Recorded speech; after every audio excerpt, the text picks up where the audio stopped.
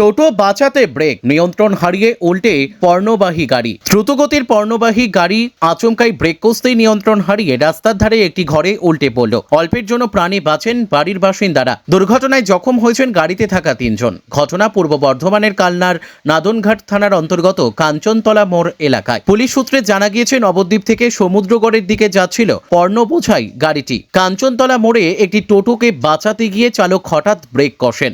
এরপরই গাড়িটি নিয়ন্ত্রণ হারিয়ে উল্টে গিয়ে রাস্তার পাশের বসত ঘরে ধাক্কা মারে।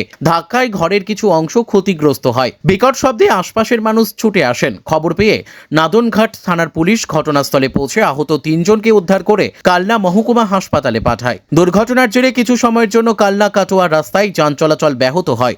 পরে পুলিশ গাড়িটি সরিয়ে পরিস্থিতি স্বাভাবিক করে। ঘটনার তদন্ত শুরু হয়েছে। অতিরিক্ত ব্রেক মেরেছিল, আচ্ছা যার কারণে খুব আওয়াজ হয়ে গাড়িটা ওখানে গিয়ে পাল্টে হয়ে আচ্ছা। এটুকু আমি দেখলাম। এটা কোন জায়গা? এটা কাঞ্চনতলা সমুদ্র। কেমন কি কার লেগেছে? এবার আমি তো দেখুন এখানে ওটা কি একটা বাড়ি যেখানে উল্টেছে? হ্যাঁ, ওটা একটা বাড়ি, আচ্ছা। মানুষজন থাকে। আচ্ছা, ক্ষয়ক্ষতি হয়েছে তাই তো?